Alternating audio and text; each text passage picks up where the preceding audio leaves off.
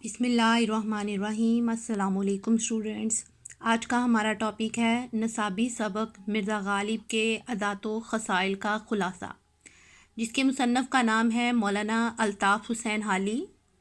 सबक का ख़ुलासा लिखने के मुतल्लक़ जो अहम हदायत हैं वो मैं आपको बताऊंगी, और आपने इन्हीं हदायत को मद्देनज़र रखते हुए हर नसाबी सबक का ख़ुलासा लिखना है।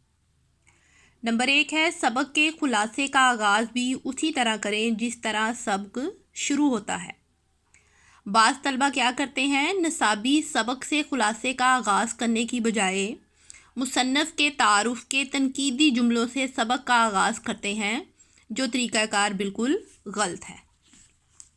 नंबर 2, किसी भी सबक का ख़ुलासा लिखते वक़्त इस सबक पर किसी किस्म के तबसरे या तनकीद से गुरेज़ करें। याद रहे कि मुम्तहिन आपको सबक का ख़ुलासा लिखने के लिए कहता है, उस पर तबसरे या तनकीद के लिए नहीं कहता। सबक का ख़ुलासा लिखते वक़्त ध्यान में रहे कि सबक की हर अहम बात ख़ुलासे में आ जानी चाहिए। सबक में अपनी तरफ से आशार, अक़वाल, अहादीस और आयात का तर्जुमा हरगिज़ भी नहीं लिखा जाता, क्योंकि ख़ुलासा हमेशा दिए गए सबक का होता है और आपने उसी सबक को मद्देनज़र रखकर ख़ुलासा लिखना होता है। अगर आप अशार लिखेंगे तो ये सबक में इजाफ़ा तसव्वुर किया जाएगा, जिसकी बिना पर आपके हासिल करदा नंबर पर फ़र्क पड़ेगा। सबक का ख़ुलासा लिखने के लिए ज़ेली सुर्खियाँ नहीं बनाई जाती, बल्कि पैराग्राफ में ख़ुलासा लिखा जाता है। ख़ुलासा लिखते वक़्त इस बात को भी हमेशा ध्यान में रखें कि ख़ुलासे में वाक़यात की तरतीब का ख़ास ख्याल रखना है। मिसाल के तौर पर जो वाक़यात सबक में पहले बयान हुआ है, आपने भी वो पहले बयान करना है। जो वाक़यात सबक के दरमियान में बयान हुए हैं वो दरमियान में आएंगे, और जो वाक़यात सबक के इख्तिताम में बयान हुए हैं वो तमाम वाक़यात सबक के इख्तिताम में ही लिखे जाएंगे।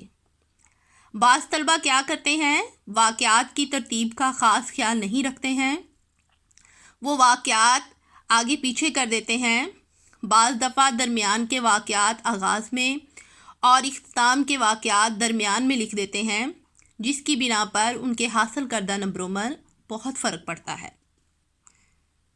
सबक का ख़ुलासा लिखते वक़्त सबक में इस्तेमाल किए गए मुश्किल अल्फाज को सादा और आम फहम अल्फाज में तब्दील कर दें। अगर सबक में अमसाल और मशहूर तारीख़ी या मज़हबी वाक़यात दर्ज हों तो मिसालें तर्क कर दें और तलमीह से काम लेते हुए वाक़यात की तरफ इशारा कर दें। सबक में अगर कोई मज़मून या कहानी बयान की गई हो तो ख़ुलासा लिखते वक़्त ध्यान रहे कि मज़मून या कहानी का तसलसल नहीं टूटना चाहिए। सबक का ख़ुलासा 1/3 से कम नहीं होना चाहिए। बाज़ तलबा ज़्यादा से ज़्यादा लिखने के शौक़ में ख़ुलासे की हदें अबूर कर जाते हैं। वो 3 औराक के सबक का ख़ुलासा भी 3 औराक में ही लिख देते हैं।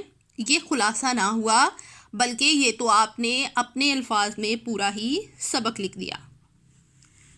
बाज़ तालिब इल्म क्या करते हैं कि किसी भी सबक का ख़ुलासा लिखने के बाद तबसरा की सुर्खी देकर इस सबक पर तबसरा लिखने बैठ जाते हैं। इम्तिहानी नुक्ता नज़र से ये हरकत नहायत नुकसानदा है। मुम्तहिन आपको तबसरे का कोई नंबर नहीं दे सकता, अलबत्ता इससे आप अपना कीमती वक़्त ज़रूर ज़ाया कर बैठते हैं।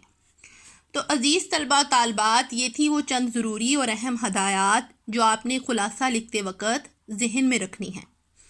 अब आपका आज का जो काम है, आपने अपने निसाबी सबक मिर्ज़ा गालिब के अदात व ख़साइल का ख़ुलासा अच्छी तरह याद करना है, और मुझे उम्मीद है कि आपको ये तमाम हदायत अच्छी तरह से समझ में आ गई होंगी। इसके साथ ही हमारा आज का लेक्चर इख्तिताम पज़ीर होता है। कल तक के लिए